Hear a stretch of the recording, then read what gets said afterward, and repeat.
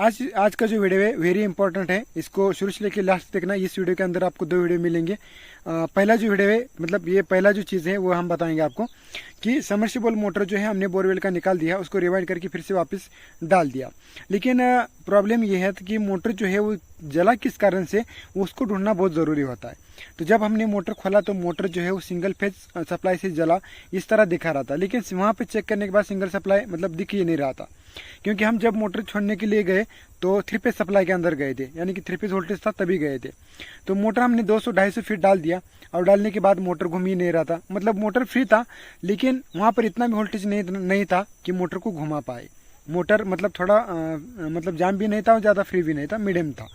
तो मोटर घूम नहीं रहा था। तो हमने क्या कर लिया, ग्राहक को बताया कि आप को ट्रांसफार्मर बंद कर दो। जिससे क्या होता है कि देखिए, अगर कभी मोटर जाम होती है, वो नहीं चल रही होती है, तो हमको क्या होता है कि ट्रांसफार्मर का एक फेज निकाल के बिठाना होता है। इससे क्या होता है कि सभी लोगों की मोटर जो है बंद हो जाती है, वोल्टेज ज़्यादा आता है और इसी ज़्यादा वोल्टेज में आप मोटर को स्टार्ट करना होता है। और इसमें आपकी मोटर अगर स्टार्ट हो गई तो एक आप 5 मिनट अगर घुमा लेंगे तो मोटर फ्री हो जाता है और फिर से अपने आप चलने लगता है, इसमें कोई शक नहीं। तो ऐसा मैंने ग्राहक को बोला कि आपकी मोटर घूम नहीं रही, जाम दिखा रही है, तो आप जाओ और ट्रांसफार्मर अब जो एक बार बंद करके चालू कर दो। तो वहाँ पर एक लिंक था, उन्होंने लिंक निकाल दिया ट्रांसफार्मर का। फिर अगर कुछ खराब होंगे मुझे पता नहीं। तो जैसे मैंने वहाँ पर ऑब्जर्वेशन कर रहा था कि वहाँ पर मोटर को ऑन ऑफ कर रहा था, मोटर चालू नहीं हो रही थी, और जैसे उन्होंने लिंक निकाला मेरे को पता भी नहीं चला। तो मैंने सोचा कि यार ये लिंक क्यों नहीं है। फिर उनका कॉल आ गया, उन्होंने बताया कि हमने लिंक को जो है निकाल दिए। लेकिन लिंक निकालने के बाद भी ऑटो जो है 3 पे सप्लाई दिखा रहा था। अब यहाँ पर मोटर का फॉल्ट मिल गया कि आपको ये देखना बहुत ज़रूरी होता है कि ऑटो स्विच होता है तो ये भी मोटर का बार बार जलने का कारण बनता है। ये ऑटो स्विच जो है आप इस वीडियो के अंदर देखेंगे कि ये जो मोटर का बार बार जल रहा था, आप देख लो। और दूसरी बात ये है कि आपको उसके बाद आपको देखने को मिलेगा कि बोरवेल के अंदर हमने सिंगल फेज मोटर चेक करने के लिए गए थे, तो वहाँ पर का पाइप जो है, वहाँ पर मोटर जो पानी कम खींच रहा था। तो हमने ग्राहक को बता दिया मोटर आप निकाल दो, इसका पंप खराब हो चुका है या फिर बोरवेल का पानी खत्म हो चुका है। तो हम क्या करेंगे, पंप बना लेंगे, बोरवेल के अंदर डाल देंगे, फिर से पानी कम आ जाए तो समझ लेंगे बोरवेल के अंदर पानी कम है। लेकिन बोरवेल के जब उन्होंने पंप निकाला तो आपको जो है कुछ इस प्रकार पाइप आपको देखने को मिलेगा। ये कैसे हुआ पता नहीं, ये मोटर से नीचे से जाके ऊपर पाइप आ चुका था, मतलब मोटर के नीचे पाइप गया था फिर वापस आ गया था। ये मतलब ये 2 जरूरी चीज़ यहाँ पर हो चुके हैं। अब आप यहाँ पर देख लो कि इस ऑटो स्विच के अंदर जो ग्रीन लाइट है वो जला, यानी कि मोटर ऑन का लाइट जला है। ये तभी जलता है जब अपने पैनल बॉक्स के अंदर 3 पे सप्लाई आ रहा हो। तो हमारी जो क्रेन है वहाँ पर काम चल रहा है, मोटर जाम हो चुकी है, इसलिए हमने उसको जो है लिंक निकालने कहा था ट्रांसफार्मर की, तो निकाल दिया। तो फिर भी इसके अंदर ग्रीन लाइट जल रही थी। अब यहाँ पर आप अगर थोड़ा सा देखें, इंडिकेटर के अंदर भी 2 चीज़ों के अंदर सिर्फ लाइट जल रही है और एक में नहीं जल रही है, ये है। तो यहाँ पर जो है टाइमर का है, SPP का है और मोटर ऑन का है। तो देखिए मैं बीच का जो फेज है वो निकाल देता हूँ। ये देखिए, ये निकालने के बाद भी यहाँ पर ग्रीन लाइट जल रहा है, ये देख लीजिए। तो ये गलत चीज़ है, क्योंकि एक फेज निकालने के बाद यहाँ पर झट से ग्रीन जो लाइट है वो ऑफ होनी चाहिए और SPP का लाइट जो है जलना चाहिए।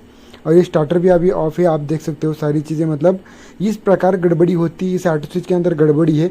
ये गड़बड़ी मुझे तब समझ में आई जब ग्राहक ने जो है लिंक निकाल दिया, यानी कि ट्रांसफार्मर का एक तार जो है निकाल दिया, फिर भी यहाँ पर ग्रीन लाइट जल रहा है। तो मेरे को समझ में ही नहीं आ रहा था कि यहाँ पर लाइट 3 फेज है क्या सिंगल फेज का है।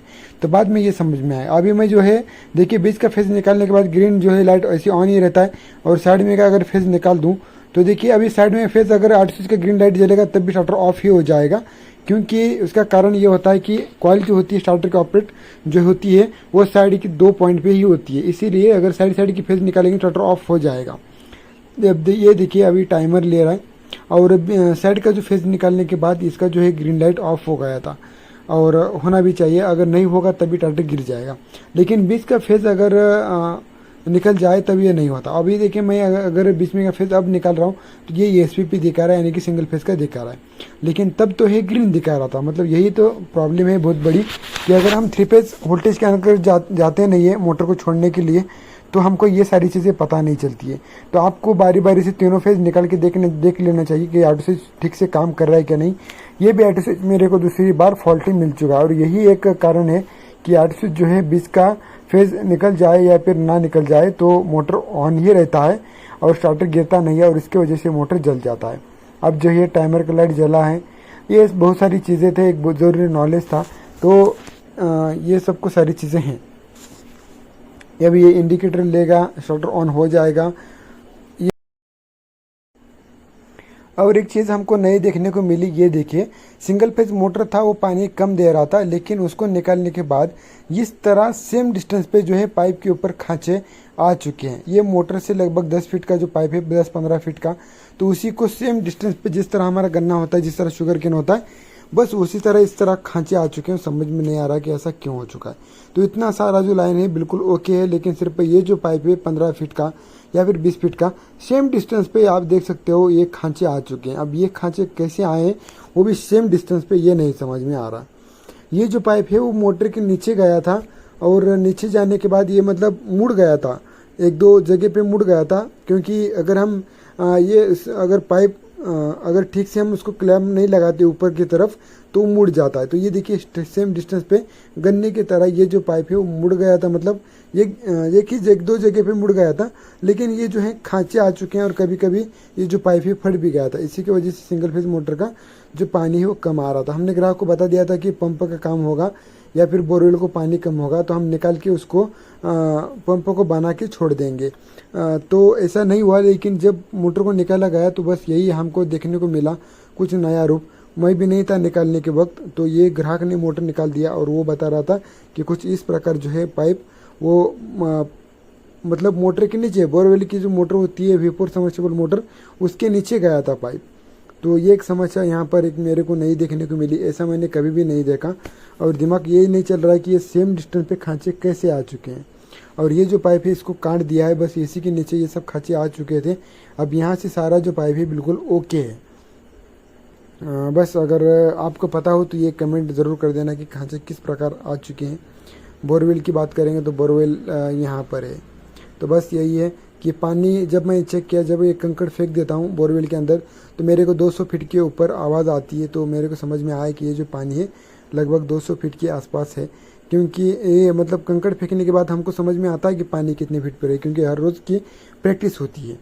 और मोटर जो डली है वो लगभग 450 फीट पे जली है, तो मेरे को पता है कि ये पानी का कोई प्रॉब्लम है ही नहीं, बस यही एक प्रॉब्लम था। और अभी हमने इस मोटर को चालू भी कर दिया था, तो उसका शूट है नहीं निकाल पाए। ये वाला मोटर है, अभी बस इसको इंस्टॉलेशन कर देंगे, और यही इसके अंदर चला गया था। मतलब हमारे कभी कभी अंदाज भी गलत हो जाता है कि हम बताते हैं कि सबमर्सिबल मोटर का पंप का काम होगा, लेकिन उसके अंदर कुछ नया चीज देखने को मिल जाता है। पता नहीं अब पाइप मोटर के नीचे कैसे गया, इस मोटर के नीचे जाके मुड़ चुका था, बस हम यही लेकिन ऐसा हो चुका था कि तो चलिए अभी आपको वीडियो कैसा लगा जरूर कमेंट बॉक्स में लिख के बताना, सब्सक्राइब कर देना, लाइक कर देना, शेयर कर देना। मिलते हैं किसी मोटर का वगैरह पंप का काम है, गुड बाय बता दिया था, लेकिन ये जो फॉल्ट है निकल चुका है। तो बस अब ये सिंगल फेज का मोटर है, यहाँ पर जॉइंट वगैरह चल रहा है।